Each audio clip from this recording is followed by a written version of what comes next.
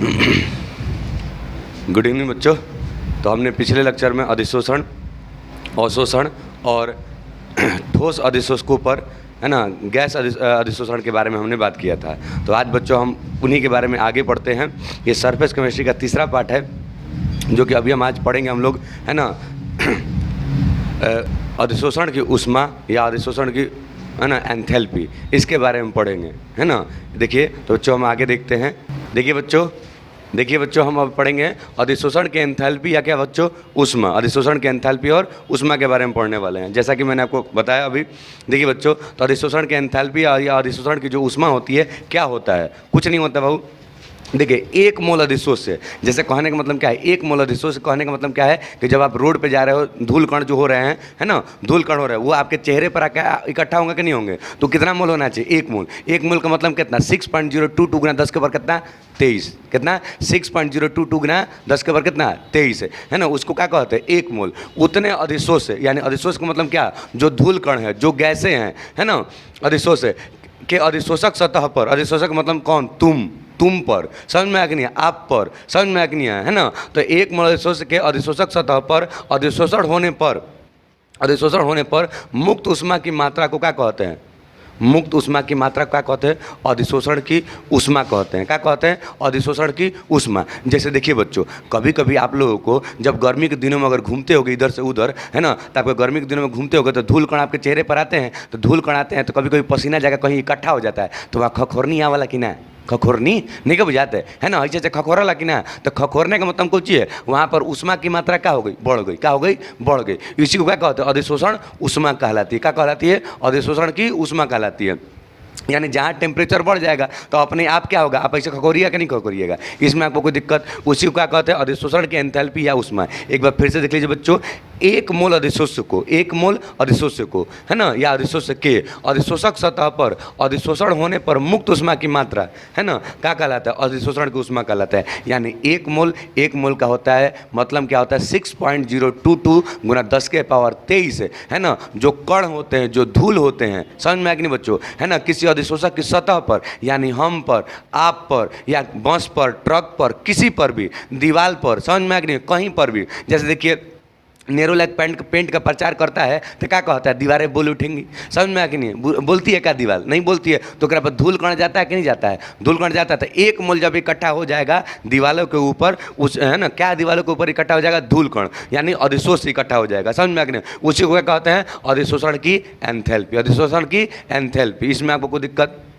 चलिए बच्चों आगे देखते हैं। अधिशोषण की एंथैल्पी इस प्रक्रम में ऊष्मा मुक्त होता है। क्या होता है, ऊष्मा मुक्त, है ना। देखिए जैसे आपको गर्मी छूटेगा, क्या छूटेगा, गर्मी छूटेगा तो ऊष्मा क्या होगा, मुक्त होगा। और जब ऊष्मा मुक्त होगा, इसका मतलब क्या है, इस प्रक्रम में क्या होता है, ऊष्मा मुक्त होता है। और जब ऊष्मा मुक्त होता है तो हमने कल ही आपको बताया था, है ना, कौन सा विक्रिया होगी, ऊष्माक्षेपी। कौन सा विक्रिया होगा, ऊष्माक्षेपी। जब ऊष्मा मुक्त होता है तो कौन सा विक्रिया, ऊष्माक्षेपीय विक्रिया। तो इस प्रकार में ऊष्मा क्या होता है, मुक्त होने का कारण है कि पृष्ठ अधिशोष से अधिशोषक अणुओं के मध्य दुर्बल बंध पाया जाता है, समझ में आ कि नहीं। तो भाई मुक्त करेगा, इसमें मतलब कितना बल पाया जाएगा, है ना, बताइए। मुक्त अगर करेगा तो कितना बल पाया जाएगा, है ना, दुर्बल बंध पाया जाएगा। कौन सा बल पाया जाएगा, दुर्बल बंध। कौन सा बंध, दुर्बल बंध। इसमें आपको कोई दिक्कत। तो दुर्बल होने का मतलब क्या है, यानी आराम से क्या कर लेगा, छूट जाएगा। आके सतह से क्या हो जाएंगे, आराम से मैल क्या हो जाएगा, छूट जाएगा। इसमें आपको कोई दिक्कत समझ में आया कि नहीं है ना। आगे देखते बच्चों, एवं अधिशोषक अणुओं के मध्य दुर्बल बंध पाया जाता है। दुर्बल बंध में कौन सा बल पाया जाता है, बताइए तो जल्दी से, समझ में आ कि नहीं, वांडर वाल बल। कौन सा बल,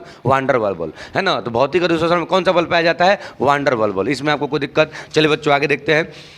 मैंने आपको बताया कि ये कैसे, कौन सा विक्रिया होता है, ऊष्माक्षेपी। ऊष्माक्षेपी में मतलब क्या होता है, डेल्टा एच का मान क्या होना चाहिए, निगेटिव। डेल्टा एच का मान क्या होना चाहिए, निगेटिव। इसमें आपको कोई दिक्कत। अब देखिए, जब गैस ठोस की सतह पर क्या होते हैं, अधिशोषित होते हैं, तो उसकी एंट्रोपी क्या होती है, कम होने लगती है। यानी कहने का मतलब क्या है, जब भी कभी पदार्थ के ऊपर, जैसे कहने का मतलब क्या है, आप जब पाउडर उडर लगाते हो, क्या लगाते हो, पाउडर। और जब पाउडर उडर लगाते हो तो क्या होता है बताइए तो, है ना, आपका अधिशोषण, है ना, एक बार अधिशोषण हो गया, क्या हो गया, एक बार अधिशोषण हो गया, तो दोबारा फिर से करिएगा, है ना। तो बताइए फिर से क्या लगने लगेगा, उजर लगने लगेगा कि नहीं लगने लगेगा, उजर लगने लगेगा। इसलिए कहते हैं गैस की सतह पर अधिशोषित होती हैं तो एंट्रोपी कम क्या होता है, सिस्टम क्या हो जाता है, कम हो जाता है। अब जगह बचेगा, बताइए तो, जगह नहीं बचेगा ना। और जगह नहीं बचेगा तो यानी एंट्रोपी क्या हो जाता है, कम हो जाता है। इसमें आपको कोई दिक्कत है ना। तो एंट्रोपी का वैल्यू कितना होता है, निगेटिव, है ना, कितना होता है, निगेटिव। क्या होता है, निगेटिव, यानी है ना एंट्रोपी कैसा होता है, ऋणात्मक। क्या होता है, ऋणात्मक। यहाँ से आगे देखते हैं बच्चों, है ना, अधिशोषण एवं अधिशोषण कैसी प्रक्रिया है ना, बताइए तो।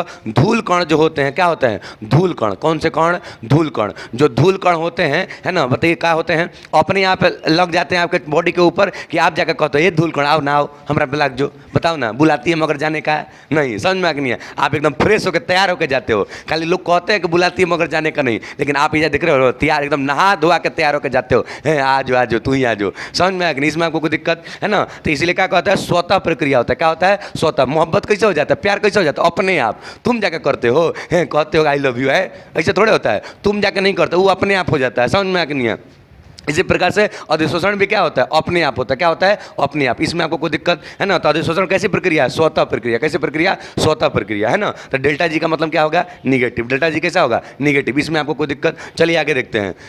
यहाँ से देखते हैं बच्चों अधिशोषण के प्रकार। क्या बात करेंगे, अधिशोषण के प्रकार। तो देखते हैं बच्चों अधिशोषण कितने प्रकार के होते हैं। अधिशोषण कितने प्रकार के होते हैं, 2 प्रकार के होते हैं। कितने प्रकार के, 2 प्रकार के। जैसे एक होता है भौतिक अधिशोषण और दूसरा क्या होता है, रासायनिक अधिशोषण। एक भौतिक अधिशोषण है कोई चीज, दूसरा रासायनिक अधिशोषण। तो भौतिक अधिशोषण की अगर बच्चों हम बात करेंगे तो जब अधिशोषक के कण, है ना, अधिशोषक की सतह पर, जैसे कहने का मतलब क्या है, धूल कण, कोची धूल कण तुम्हारे बॉडिया के ऊपर, धूल कण तुम्हारे बॉडिया के ऊपर, समझ में आ नहीं है। यानी अधिशोषक कोची हो गया, धूल कण, और तुम्हारा बॉडी क्या हो गया, अधिशोषक की सतह पर। किस बलों के द्वारा, भौतिक बलों के द्वारा। कौन से बल के द्वारा, भौतिक बलों के द्वारा। क्या होते हैं, भौतिक बल में कौन सा बल आता है, वांडर बल के द्वारा क्या होते हैं, बंधे होते हैं, उसी को क्या कहते हैं, भौतिक अधिशोषण। इसमें आपको कोई दिक्कत समझ में आ कि नहीं बाबू। जैसे देखिए धूल कण है तो धूल कण है तो मैल बैठेगा कि नहीं बैठेगा, मैल बैठेगा कि नहीं बैठेगा, बैठेगा। तो इसका मतलब क्या हो गया, अगर मैल आ गया इसका मतलब कौन सा हो गया, भौतिक अधिशोषण। अपने से होता ना हो कि तू कोई हो, समझ में आया कि नहीं। इसमें आपको कोई दिक्कत। आगे यहाँ से देखते बाबू, है ना। वांडर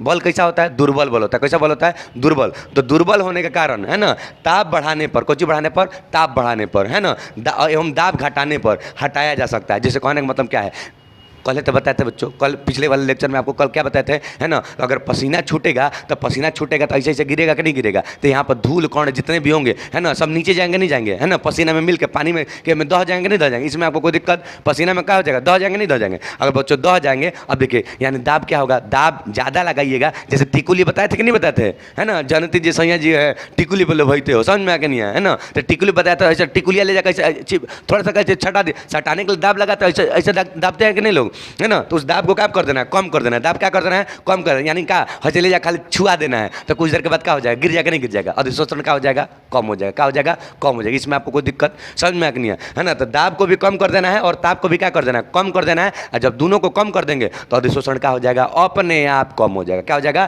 ताप को बढ़ा देंगे और दाब को घटा देंगे तो अधिशोषण क्या हो जाएगा, बहुत कम हो जाएगा। क्या हो जाएगा, बहुत कम। इसमें आपको कोई दिक्कत। आइए यहाँ देखते बाबू, है ना।